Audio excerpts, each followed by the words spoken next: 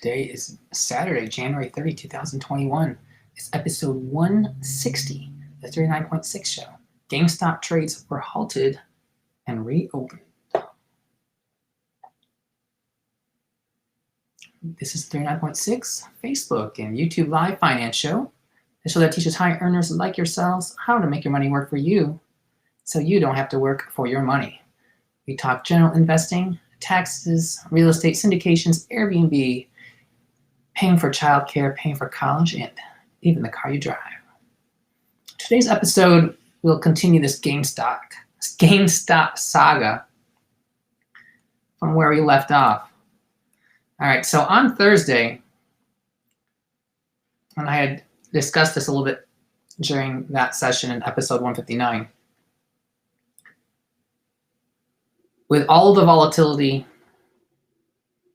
Robinhood decided to stop allowing people to buy shares. Okay, and then they allow you to sell, which would basically help drive the price down, but didn't allow people to buy. And this actually wasn't only Robinhood that ended up doing this. This occurred with Charles Schwab. It occurred with TD Ameritrade.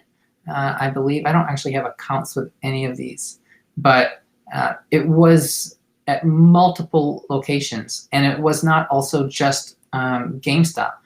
There were a lot of different stocks that were people were not allowed to engage in activity on, including like AMC, BlackBerry, I think Bed Bath & Beyond. A lot of these that people have been aggressively shorting.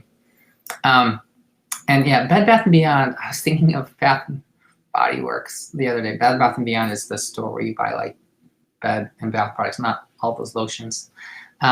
Different company completely. But anyway, so they stopped allowing people to engage in trading these stocks. And people went mad. There were so many complaints all over the web. All these people are like, hey, give me back my access to trading my stock on your platform that's free. Okay, so like Robinhood, it's a place to trade for free. They don't even charge like $5 a trade. Like you trade for free. Well, whenever you get something for free, there's a saying, right? If you're not paying for the product, you are the product, right? So they have to monetize on you being one of their customers or one of their products, however you want to think about it. I mean, like Facebook is free, right? But there's advertisements and it's targeted advertisements, and Facebook makes a ton of money, but they don't have a subscription model, right? So they have to get money in other ways. And Robinhood shut down people's ability to buy, which slowed down some of the volatility, I'm sure, as well as did other companies. Now, there's a lot of reasons why people think this may have happened, okay, in terms of shutting it down. But part of what they said, at least from my understanding, was that they had to do it for like financial reasons.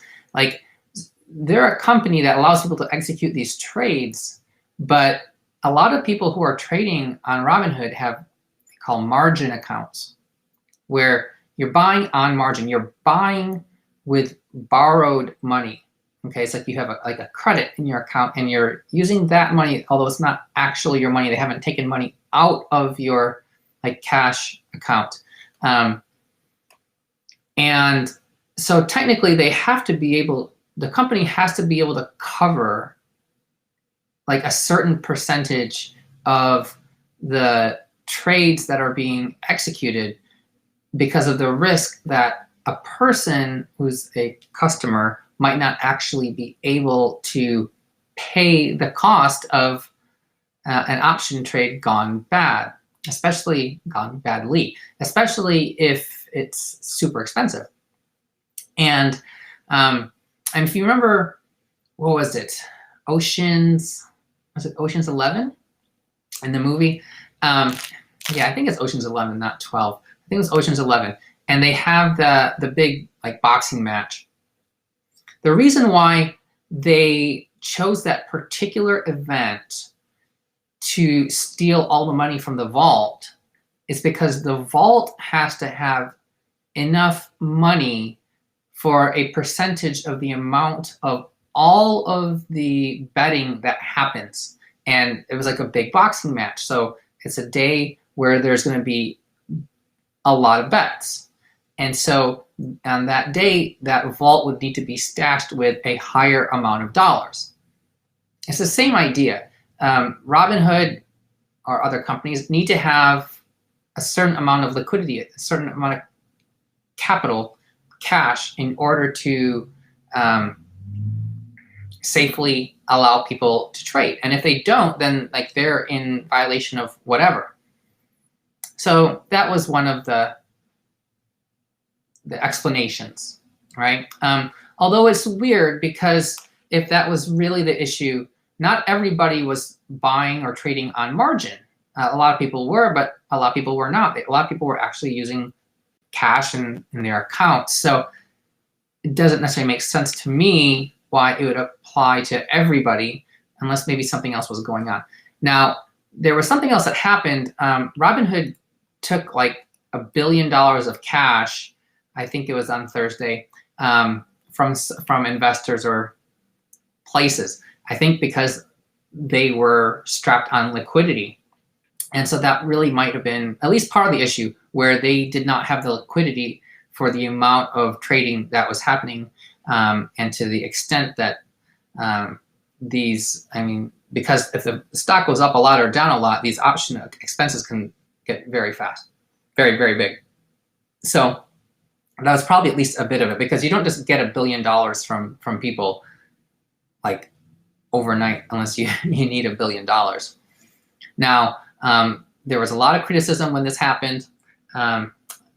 Actually, Senator Ted Cruz actually got in on this, and the other Representative Cortez, I forget her whole name, but they wrote a letter, or she wrote a letter to a class action lawsuit. And so anyway, that happened. And then Friday morning, it reopened, and from my understanding, you are limited to a certain amount of trading or purchasing of these. So you couldn't just like buy an infinite amount. It's still limited what people could do, but at least some people could get some.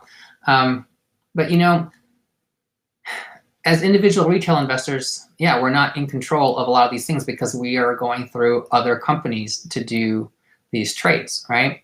I mean, that's kind of the nature of it. If you want to be able to do all of your own trades, you need to have a big chunk of money and have like direct access to be able to execute these trades somewhere, somehow. And that's where like the hedge funds, they have an advantage, right? Retail investors, we're limited to utilizing other companies to do that as a kind of an intermediary. But that's what happened. We'll see what happens on Monday. Surprisingly, I thought that after Thursday, I thought it was going to start coming down some more and more, but it didn't. Friday morning went up again, and I think it closed well over 300 again yesterday, which is just nuts. I mean, this can't go on forever. Some is going to have to come tumbling down, and some people are going to lose a ton of money. Some people make money, but yeah, there's going to be somebody holding the bag at the end. All right, that's it. Today's short episode. Enjoy your nice weekend, and I'll try to do another one tomorrow. Again, this is just for entertainment for myself, maybe for you. Not legal, accounting, financial, or any other advice. Please consult with your financial professionals before making any of your own financial decisions. Glad to see people here on this beautiful Saturday we have now on Saturday. Saturday in Texas. It was really lousy weather this morning, but now it's like 70 and sunny. So gonna go out and play.